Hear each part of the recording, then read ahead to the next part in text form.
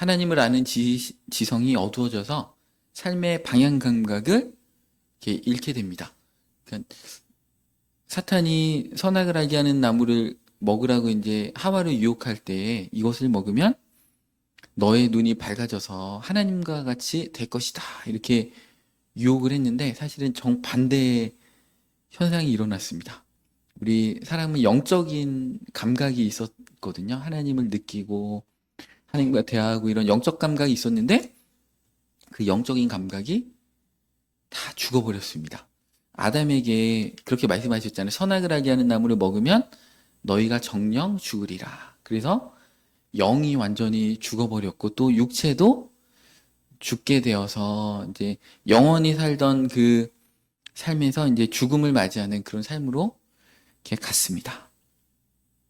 그래서 영적인 눈이 이제 닫혀버리고 이 안목의 눈, 그 합리성, 이 눈에 보이는 것만 믿고 과학적으로 뭔가 증명돼야만 믿고 과학이라는 것은 사실은 하나님께서 창조하신 것을 인간의 어떤 논리성을 가지고 일부분 발견하는 것 뿐이잖아요. 과학이 다 증명할 수도 없고 또 진화론이라는 것은 사실은 과학은 아니잖아요. 그냥 추론이지. 왜냐하면 과학이라는 것은 실험실을 통해서 증명 과정을 거쳐야 되는데 진화론은 과거의 것을 다루기 때문에 실험할 방법이 전혀 없습니다. 그냥 추론하는 거죠.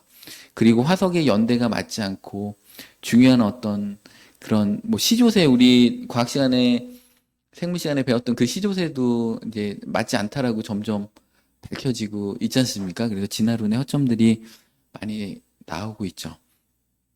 그래서 사람이 눈이 밝아지긴 했는데 사탄의 말처럼 이 선악을 알게 하는 나무를 먹으면 눈이 밝아질 거야 했는데 그 눈이 밝아진 것이 합리성의 눈만 밝아진 거죠. 그리고 선악을 알게 하는 그 기준이 자기 자신이 주인이 되어 버렸습니다. 하나님이 기준이 돼서 선악을 알게 하는 그 에덴 동산 가운데 있었을진데 그렇지 않고 선악과를 딱 먹으면서 자신이 선악을 판단해 버리고 정죄해 버리고 사람은 그래서 자꾸 이원론으로 이렇게 성과 악을 나누고 남과 여를 나누고 여당과 야당을 나누고 좌파와 우파를 나누고 자꾸 이렇게 나누게 되어 있습니다. 이게 죄성이라는 거죠.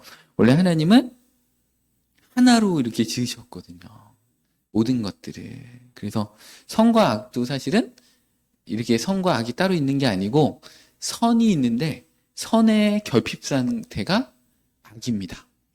빛이 없는 게 어둠인 거지 어둠이 따로 있는 것이 아니라는 겁니다. 그래서 사람은 자기 눈에 보이는 것들로 이렇게 재단하기 시작했기 때문에 자꾸 이제 이 스스로 종교를 만들어내고 막 이런 식으로 무지함에 빠져서 이 세상의 어떤 종교들 있잖아요. 뭐 예를 들면 이슬람교나 불교나 천주교나 다 인간이 만들어낸 그 우상들입니다.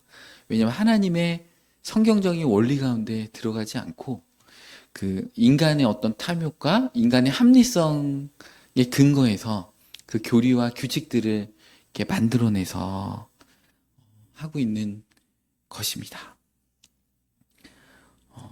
그래서 인간은 현재를 눈에 보이는 현재만 누리고 사는 안타까운 삶으로 바뀌게 되었습니다.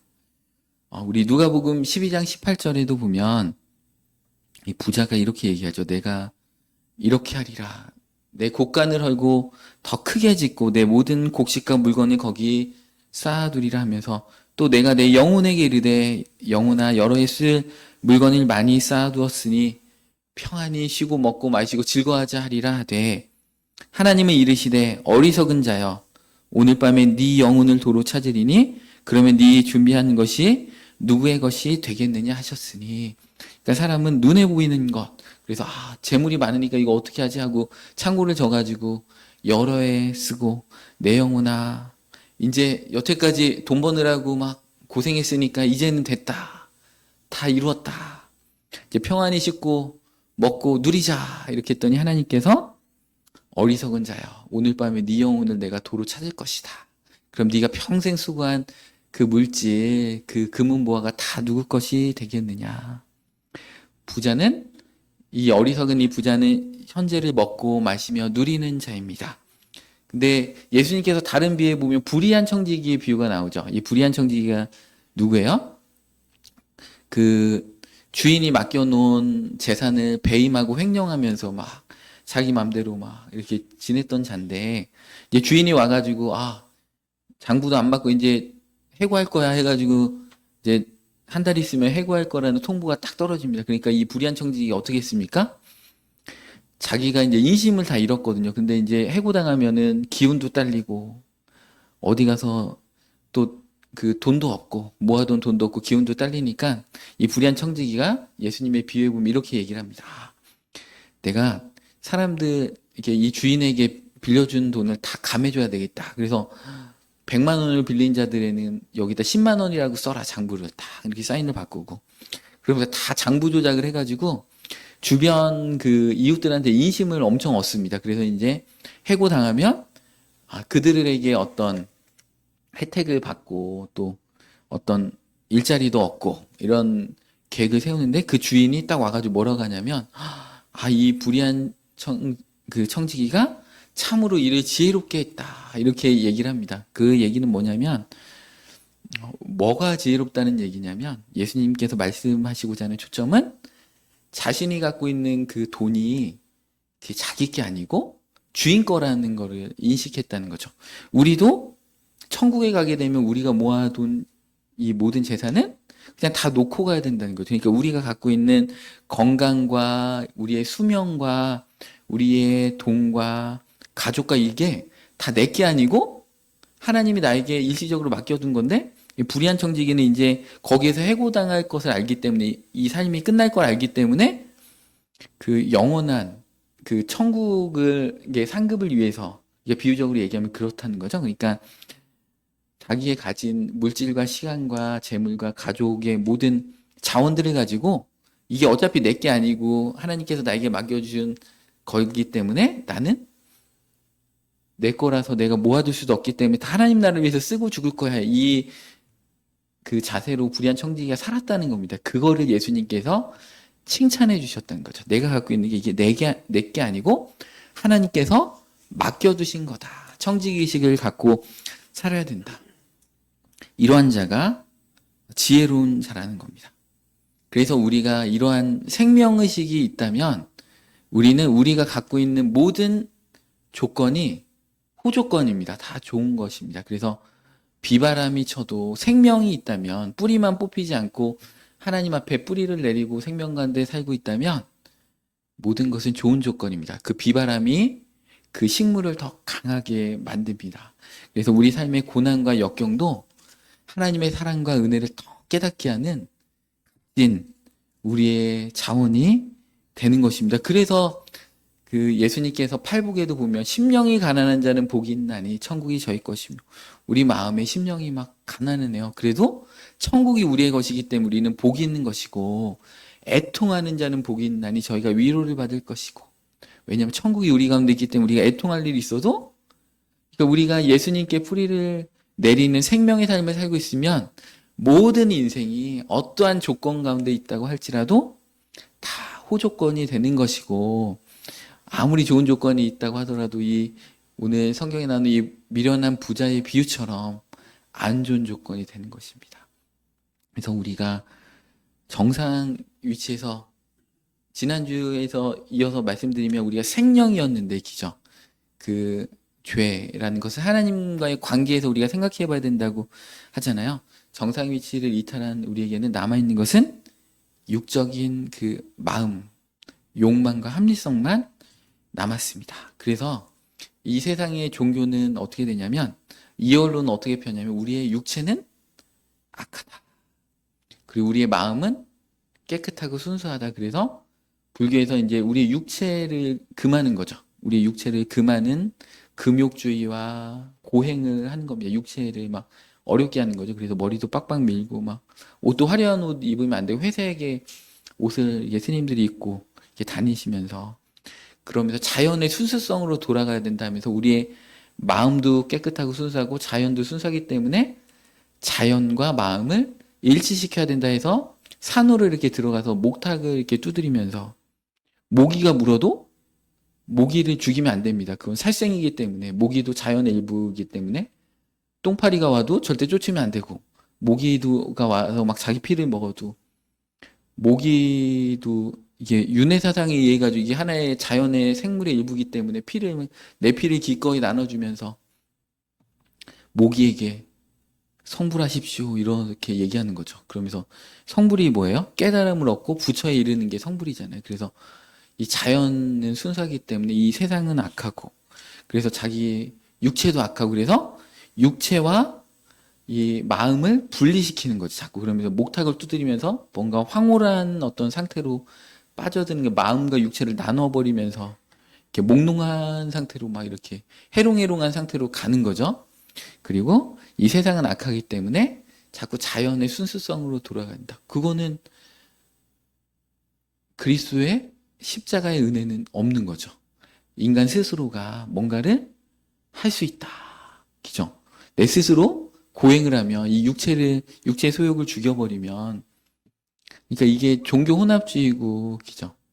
뉴에이지 사상입니다. 이 뉴에이지가 우주의 기운을 받아서 명상을 막 하는 거죠. 그래서 마음을 평온하게 하고 이 기독교는 행동하는 지성주의인데 행동하고 실천하고 세상으로 나가서 세상 가운데 예수님의 은혜를 전하는 거죠. 그래서 세상이 악할지라도 세상을 의롭게 바꾸는 건데 우리 인간의 마음은 더러운 걸 안 볼 거야 하면서 자꾸 자연을 이렇게 도피하고 숨어버리는 경향이 우리 가운데 있습니다. 그것이 다 인간의 탐욕과 우상숭배에서 나온 것이라는 겁니다. 그래서 이 초대교회 때부터 이런 움직임이 있었어요. 사도들이 예수님의 12사도들이 버젓이 살아있는 이때도 영지주의라는 것이 있어서 그 몸과 혼과 영을 막 엄격히 분리하면서 그 육체를 비하하는 그래서 영만 거룩하다. 그래서 예수님도 육체를 입고 오신 게 아니다. 그래서 예수님이 십자가에서 고통을 전혀 못 느꼈다 하면서 육체와 영혼을 이렇게 나눠버리는 그 영지주의 사상이 있습니다. 그래서 사실은 신약 성경이 그 예수님의 제자들이 그 영지주의의 사상에 이렇게 대항하기 위해서 신약 성경을 다 쓴 겁니다. 이렇게 바른 복음이 무엇인지를 알려주기 위해서. 그래서 우리 사도신경에도 우리 몸이 다시 사는 것과 영혼이 사는 걸 믿습니다. 그러니까 사도 요한도 요한일서 막 이런 데 뭐라고 했어요? 예수님의 육체로 오신 것을 부인하는 자마다 적그리스도의 영이다. 그죠? 적그리스도 예수님을 그리스도를 대적하는 자는 예수님이 육체로 오신 것을 대적하는 자들이 적그리스도라는 겁니다. 그래서 자꾸 우리의 육체와 우리의 마음을 분리하려는 그런 시도를 하면 안 됩니다. 십자가의 구원은 우리의 영혼만을 위한 것이 아니고 우리의 육체까지도. 그래서 우리가 죽음이 뭐예요? 죽는다는 것은 우리의 영혼과 육체가 일시적으로 분리되는 거죠. 그래서 우리의 영혼이 천국에 갔다가 예수님께서 이 땅 가운데 재림하시면 우리의 영혼과 육체가 다시 만나서 우리의 영혼과 육체가 영원히 사는 것. 이게 우리의 구원입니다. 그래서 인간은 눈에 보이는 것만 믿는 이 합리성 가운데 살고 있습니다. 그래서 물질과 자연현상에 대한 인식 기능만 있는 거죠. 영적인 것과 초월적인 것은 그것에 항거하는 거죠. 안 믿는 거죠. 그래서 눈에 보인 것만 믿을 거야 이렇게 되는 겁니다. 그래서 이제 성경에서도 이제 합리성 가운데 있는 자연인을 육에 속한 사람 이렇게 얘기합니다. 그래서 육에 속한 사람은 예수님을 믿지 않아서 구원받지 못한 사람, 육에 속한 사람이라고 합니다. 영에 속한 사람은 이제 영적인 안목이 있어서 구원받은 사람. 또 육신에 속한 사람은 성경이 뭐라고요? 예수님을 믿지만 이 자기의 어떤 마음의 끌림과 정욕대로 살아서 어린아이의 신앙을 육신에 속한 자.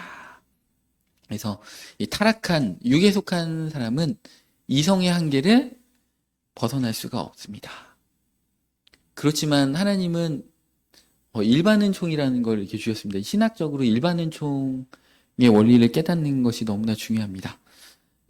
비록 타락한 자연인일지라도 선량한 덕과 이 세상에 보면 예술도 있고요, 도덕도 있고요, 진짜 정치와 규범과 법도 있잖아요. 그래서 숭고한 가치들이 있습니다. 그래서 예수님을 믿지 않는 분들 가운데도 이 세상에 보면 우리나라를 막 구하신 우리 이순신 장군이라든지 막 훌륭하신 대통령이나 정치인들이 있으시잖아요.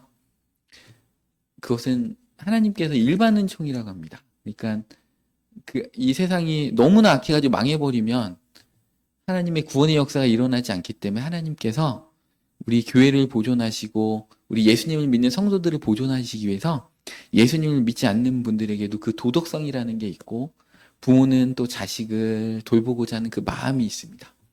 그래서 그 일반 은총의 하나님의 그 배려 때문에 이 지구가 유지가 되는 것입니다.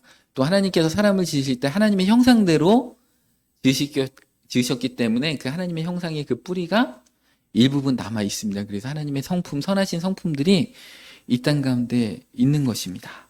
그래서 만약에 이 땅을 그냥 방치해 놓으셨으면 마귀가 사람을 타락시켜가지고 그냥 한 번에 그냥 이 지구를 멸망시켰을 거 아니에요. 악이 완전 지배했기 때문에. 그래서 하나님은 이 자연과 이 세상 가운데 하나님의 주권과 통치 가운데 일반 은총으로 하나님께서 역사하고 계세요. 그래서 우리가 세상에서 이렇게 지나치고 있는 그 일들 가운데서도 결코 우연이 없습니다. 이 불교에서도 제가 불교의 말 중에 좋아하는 말은 하나 있어요. 옷깃만 스쳐도 인연이다. 이거는 참 성경적인 말인데 불교에서 카피한 것 같아요. 그래서 이 세상에 있는 것, 천주교에서는 이 세상에 있는 거는 이 자연은 그냥 중립의 상태다 이래요. 이 세상은 중립의 상태이기 때문에 이 세상에서 선행을 행하면 그냥 연옥에 갈 수 있다. 그래서 천국도 아니고 지옥도 아닌 그 중간 상태에 이렇게 있다라는 거죠. 그 연옥에 있어서 그 연옥에서 이제 후손들이 그 조상들을 위해서 열심히 기도를 해주면 그 연옥에 있던 조상의 영혼들이 천국에 간다라는 이렇게 성경에 없는 그 이론을 이제 만들어냈습니다. 천주교에서. 그래서 이 천주교에서는 철저하게 성당 안은 거룩한 곳이라고 보는 거고 이 세상은 그냥 순수한 곳이라고 보는 겁니다. 그냥 선도 아니고 악도 아니고 중립적인 곳이다. 그래서 천주교에서는 이 세상에서는 선행을 행하라. 그래서 선행을 행해서 거기서 인간이 주인이 되는 곳이에요. 하나님의 주권이 이 세상 가운데 임할 수 없다라고 이제 천주교에서는 가르칩니다. 그래서 이 세상에서는 인간이 주인이 되어서 인간이 스스로 선행을 행해서 연옥에 갈 수 있다. 이렇게 얘기합니다. 그러니까 이게 얼마나 인간이 바라볼 때 합리적이에요. 그러니까 인간의 합리성에 철저하게 이렇게 맞춰지는 게 이방 종교입니다. 천주교도 그렇고 불교도 그렇고 힌두교도 그렇고 원래 힌두교의 제사는 소를 엄청 잡았습니다. 진짜 퍼포먼스였거든요. 막 소를 막 수십 마리. 그러니까 이 인도 그 넓은 땅덩어리에 있는 그 백성들이 너무 가난한 거예요. 그래가지고 그 석가모니라는 인도의 여러 나라들이 있었잖아요. 그 중에 한 나라의 왕자인 석가모니가 그런 것은 옳지 않다. 그 신한테 제사할 때는 소를 제물로 드리면 안 된다 해가지고 완전 그 인도의 대대적인 유행이 불고 막 붐이 일었습니다. 그래서 혁명적으로 막 석가모니 사상이 인도를 휩쓸었습니다. 그래가지고 이 힌두교 그 종교 지도자들이 교리를 바꿔버려요. 그래가지고 소의 몸에는 신이 있다. 그래서 수십 가지 신이 막 소의 몸에 있는 걸로 교리를 180도 바꿔버립니다. 그다음부터 소를 안 잡아먹어요. 제사할 때 소를 안 잡아먹으면서 그러니까 우리나라 천주교도 마찬가지잖아요. 원래는 이렇게 조상에게 제사하는 것은 우상숭배다 해가지고 막 얼마나 많은 천주교인들이 이제 조선 후기에 많이 죽었어요. 근데 어느 순간에 갑자기 교황이 조상에게 제사해도 된다. 그것은 죄가 아니다. 이렇게 선포를 해버렸어요. 바티칸에서. 그러니까 인간의 합리성에 철저히 근거해서 성경을 하나님의 말씀으로 보지 않고 교황의 말이 천주교에서는 더 우선권을 갖습니다. 그래서 교황과 신부님과 이런 분들이 되게 거룩하신 분들이에요. 그래서 그들의 말이 곧 법입니다. 그래서 그런 식으로, 그러니까 인간의 합리성이 세상 사람들이 너무 그럴듯해 이렇게 되도록 이 세상에 있는 종교들은 교리들을 그렇게 다 바꿉니다. 그러니까 처음에는 우상 숭배하는 것은 제사는 잘못된 거야 했다가 교리가 막 많은 자들이 막 순교당하니까 교리를 바꿔버리고, 불교도 얼마나 교리를 많이 바꾸는지 모릅니다. 교리를 바꿔가지고 인간이 그럴듯하게 인간의 마음을 다 이렇게. 근데 우리 기독교 교리는 안 그렇잖아요. 사람이 받아들이던 받아들이지 않던 예수님께서 뭐라고 했어요? 내가 곧 길이요 진리요 생명이니 나로 말미암지 않고는 아버지께로 올 자가 아무도 없다. 베드로가 그렇게 선포하잖아요. 사도행전에 예수님 외에는 천하 만국에 구원 얻을 만한 다른 이름을 우리에게 주신 것이 없다. 이렇게 되는 겁니다. 그러면서 지금 종교계가 그러니까 막 불교도 통합하고 막 천주교도 통합하고, 그래서 산에 올라갈 때 한 가지 길만 있는 게 아닌 거야. 막 10가지 길이 있는데 꼭대기 올라가면 다 같은 거야 하면서 막 불교에도 구원이 있고 천주교에도 구원이 있고 막 이런 식으로. 물론 천주교에는 구원이 있습니다. 왜냐하면 예수님을 믿기 때문에, 우리가 예수님의 이름으로 구원을 얻기 때문에 천주교 다니시는 분들도 예수님 잘 믿으시면 천국에 갑니다. 그래서 뭐 이렇게 세상 여러 종교들이 다 이렇게 융합을 하면서 우리 교회만 이렇게 핍박하잖아요. 너희들은 타협이 없어. 막 그러면서 우리는 독선적이야. 이렇게 하는데, 하나님의 어떤 그 진리는 우리의 인간의 합리성과 이성으로 우리가 결코 깨달을 수가 없습니다. 성령께서 우리 마음 가운데 임하셔서 예수님을 구주와 주님으로 영접하는 자들이 알 수 있고 보이는 거죠. 우리 아이들 막 중고등학생들 빨간 립스틱 바르고 막 화장하고 다니고 막 그런 모습 어른들이 보면, 야, 화장 안 해도 너무 이쁜데, 그죠? 근데 아이들은 그 안목이 없잖아요, 그죠? 다 그러면서 어른들이 볼 때는 저거 아무 소용 없는 거고 저 시간에 영어 단 하나 더 외우는 게 더 좋은 건데, 아이들의 입장에서는 뭐예요?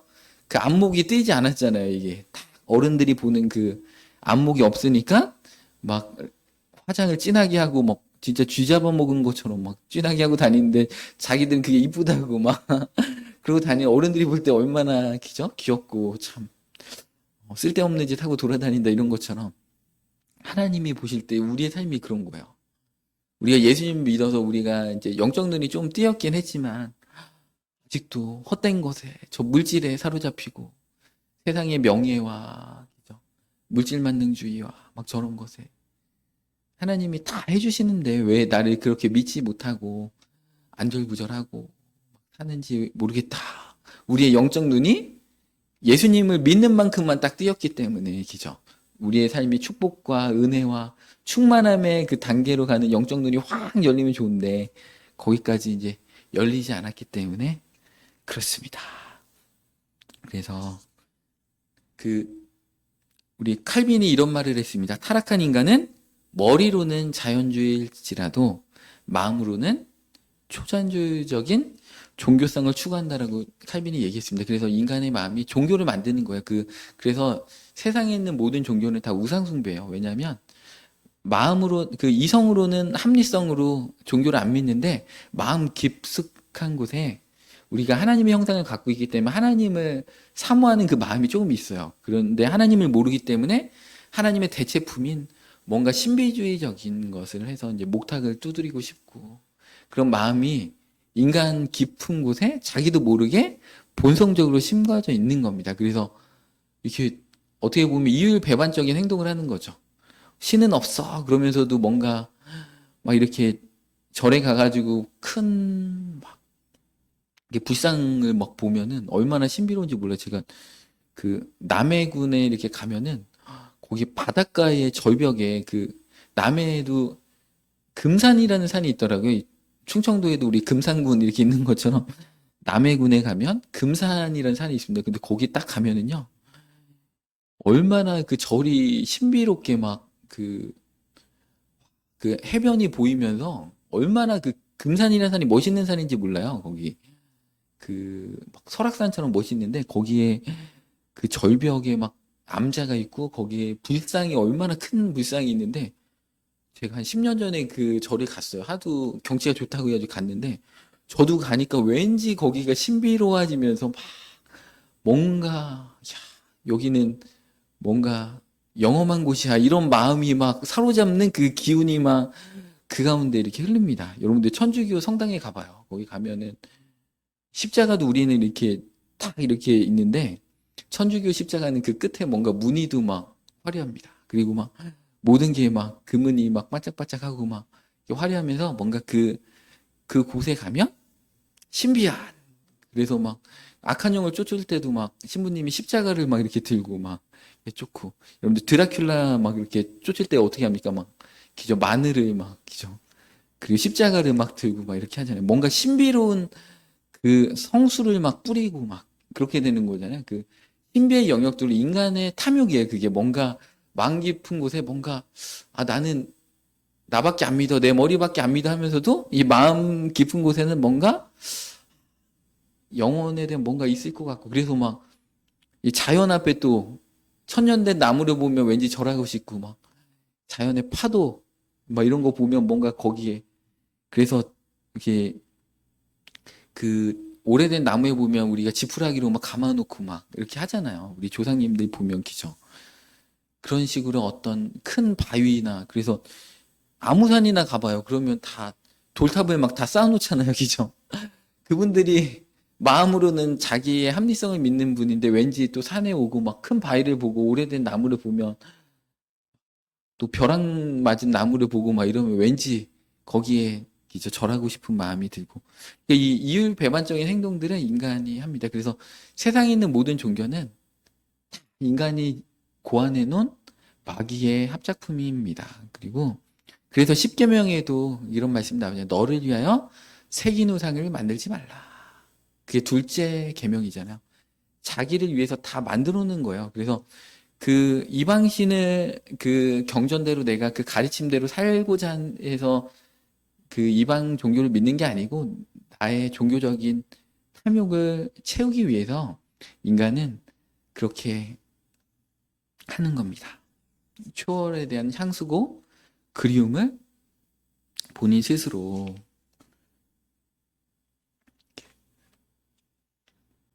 만족시키는 겁니다. 이게 시간이 많이 가가지고 지금 서론을 좀 하고 있는데 이 본론은 제대로 못 들어갔는데 빨리 결론으로 넘어가도록 하겠습니다. 그래서 결론으로 가고 다음 주에 이어가지고 또 2편을 해야 될 것 같습니다. 이게 말하다 보니까 할 말이 많아가지고.